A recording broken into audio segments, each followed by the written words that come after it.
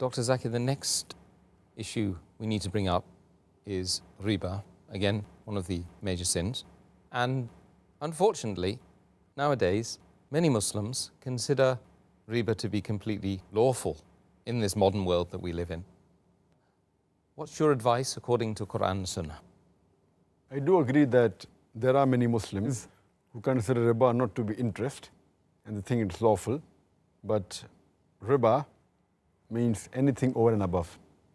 It includes usury, that's exorbitant interest, but it even includes interest, because by definition interest is money earned on money lent, and usury is exorbitant interest. So whether small or big, riba is haram.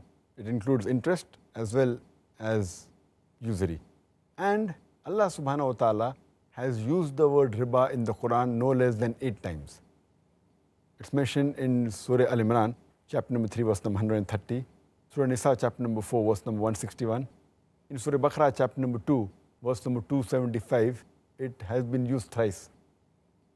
It's even mentioned in Surah Baqarah, chapter 2, verse number 276, as well as Surah Baqarah, chapter 2, verse 278 and 279, where Allah says in these 2 verses that give up your demands of riba, of interest, of usury. And those who do not give up the demands of riba, take notice of a war from Allah and His Rasul.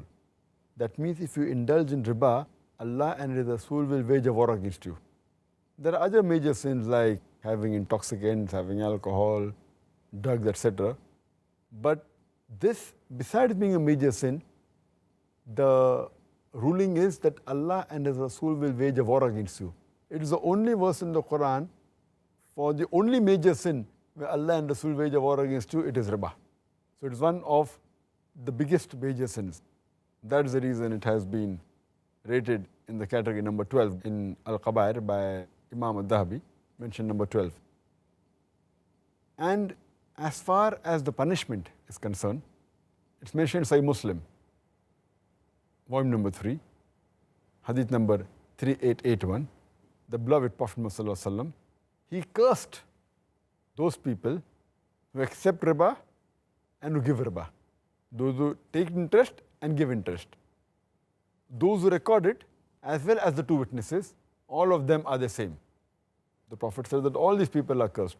The person who gives riba, the person who takes riba, the person who records riba, the person who is a witness. All of them are cursed and all of the same level.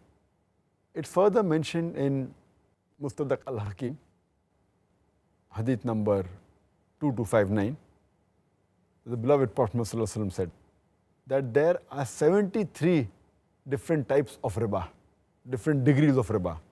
And the lowest one is equivalent to a man doing zina with his mother. With the lowest level of riba, or the 73 level, is equivalent to a man doing zina with his mother. And this is a Sahih hadith. And it's mentioned in Musnad Ahmad, volume number 5, page number 225, also in same hadith repeated in Sahih Al-Jamia, hadith number 3375.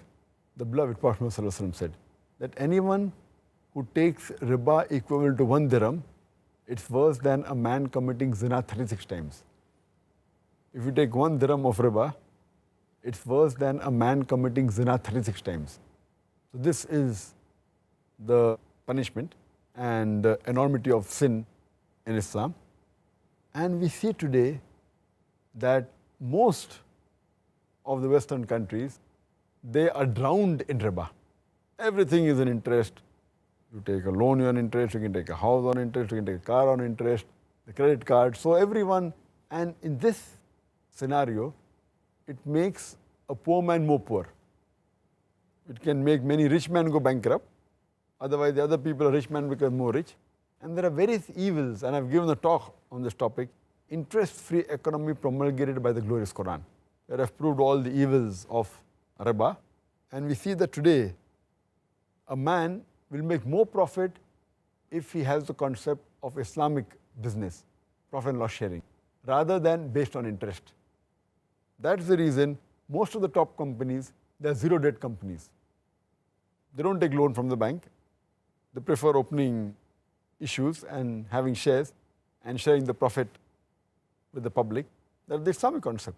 And all the top companies, they are debt-free companies. You'll find that they don't take any loan. So they are working actually on the Islamic concepts.